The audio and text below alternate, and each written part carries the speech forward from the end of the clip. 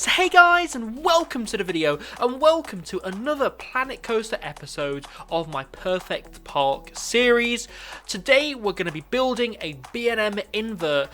This is something that I've been wanting to do ever since I started work on this park, just because in real life these are my favourite types of roller coasters, and I said in the last episode, if you know my taste in roller coasters, you know what I'm going to build next, and you know that this was coming. So I build a bit of an intense sort of traditional style B&M inverted coaster. So you have a lot of traditional B&M Invert elements on this coaster. There's a 0G roll, there is a vertical loop, two vertical loops actually, and there are two corkscrews, so definitely stick around to watch me build those. One thing that I tried to make this coaster do, like I did in the last episode with the spinning coaster, was make this interact with the terrain as much as possible, and I do feel like I did that quite nicely, if I do say so myself. Now, I spent ages on the 0G roll, trying to make the loop trying to make the 0G roll go through the loop, sorry. I eventually did do that after a bit of work. Originally, I was going to make another 0G roll over the 0G roll, but that didn't work out very well, and there wasn't quite enough momentum to push the roller coaster around that part of the track. And that's why I decided to go for the loop instead. You see me putting in sort of an incline loop type thing. So talking about B&M Inverts for a second then, I may actually get to ride another one next year. Me and Joe have been talking in detail about where we want to go into Europe and what we want to ride. The first park that we're going to visit in Europe will be Energylandia, and there's only one reason I'm going there, and I'm going to give you it. Zardra. Yes, the RMC iBox that is at Energylandia. It looks absolutely intense and I really want to ride it. Also, you've got Hyperion there, which is the Intamin Hypercoaster. I'm really looking forward to riding that. Also, we were talking about going to Phantasialand, so I will get to go out and ride another one of these, which will be Black Mamba. And I'm really excited to get on that, and Taron as well. So there will be a dedicated video based on plans. The reason that me and Oakley Dokley haven't booked anything yet, if you haven't seen my channel update video, is because I don't know what's happening. Things are very, very up in the air at the moment. And we don't want a trip to be cancelled if we were to book anything. So we don't want to face that disappointment, really, and we don't want to risk not getting our money back by booking with someone like Ryanair, because I've said this to Joe multiple times, but I don't care where I stay, I don't care what airline I fly with, I just want it to be cheap, and I want to get out there as quickly as possible so that we can get to the main event, which is the theme parks. But again, the trips will all be discussed in its own dedicated video once we have something set in stone, or at least if we have something planned, because again, me and Joe have started talking prices as well, so that we can make sure we can afford these trips. So guys, I'm going to let this run for a bit, and I'm going to come back afterwards.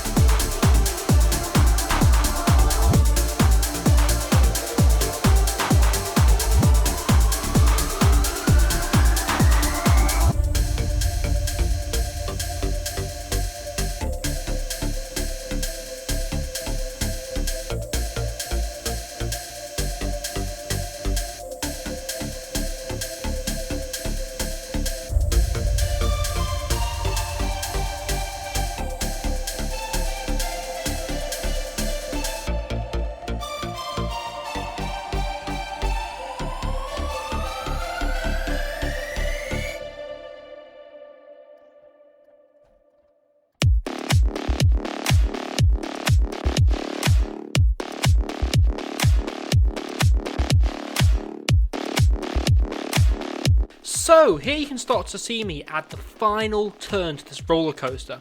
I wanted to try and get this ending to be as smooth as possible, but I was originally going to add a bit more to the ending, but the momentum that the roller coaster was going at was starting to taper off a bit, so I was like, you know what, it's not really worth trying to make the roller coaster do anything else.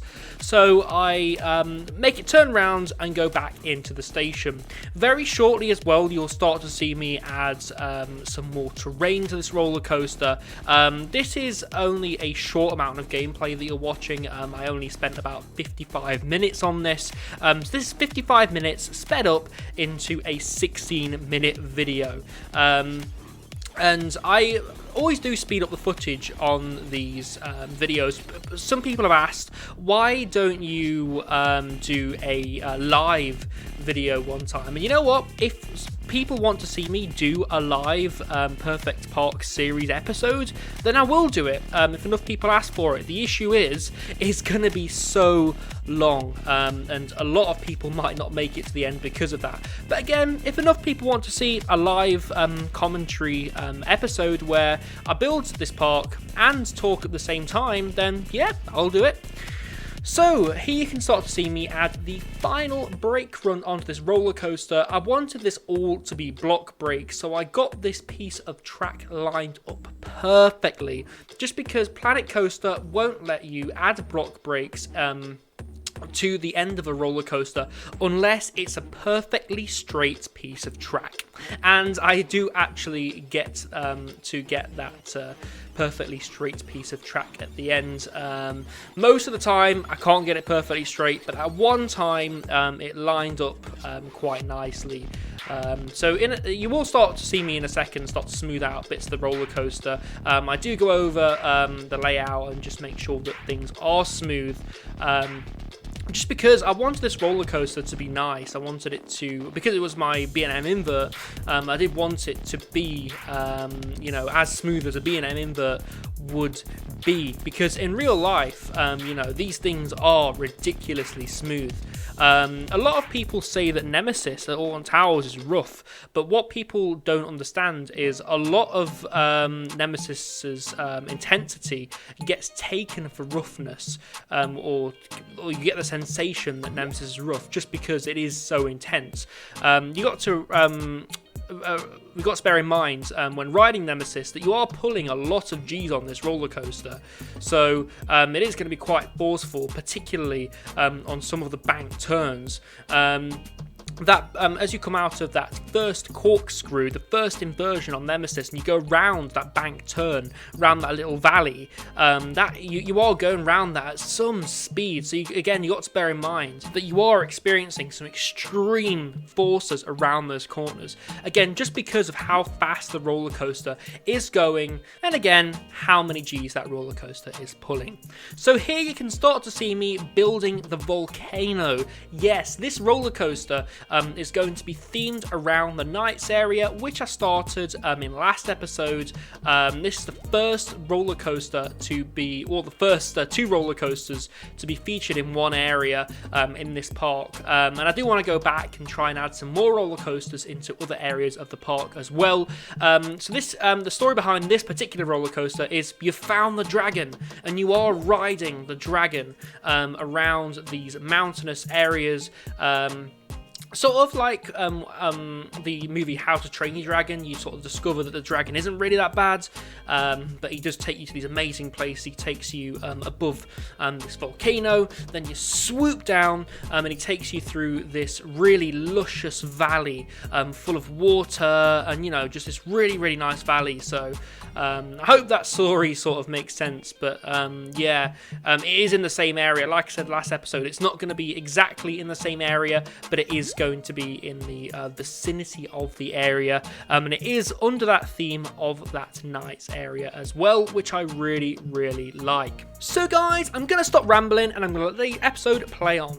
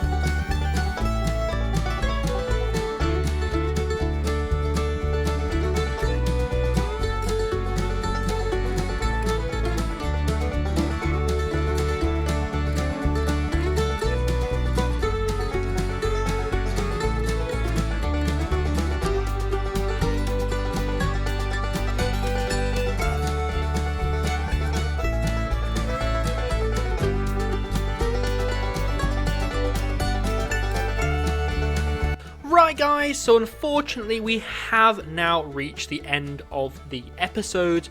We've only got a few minutes left of this now. One thing that I wanted to say that I didn't mention in the last clip was that I actually put triggered effects on this roller coaster. So as you go over the top of the volcano, you get a big explosion on either side of the ride, just to add to that feeling of immersion, also to scare the pants off you, to be honest with you. And you can start to see me add in the water now and things like that, and really start building up the terrain around this roller coaster. Again, I've said it before, but I don't want you to see where you are going. I want the next part of the roller coaster to be a complete mystery, you know, when you are riding this particular roller coaster. And I did add some fire effects towards the bottom of the first drop. I'm probably going to change that just because I'm not exactly happy with how those fire effects turned out. I was expecting them to be a bit more effective than they actually were. So I probably will change them, and I probably will add something in their place. So guys, as I said, we have reached the end of the episode. I really hope you've liked this. If you have, I do publish these every Monday, so please hit that subscribe button, turn on all notifications so you don't miss a single video, and click that like button to let me know that you've liked this episode. Again, I've been Ryan from iCoaster, and enjoy this POV.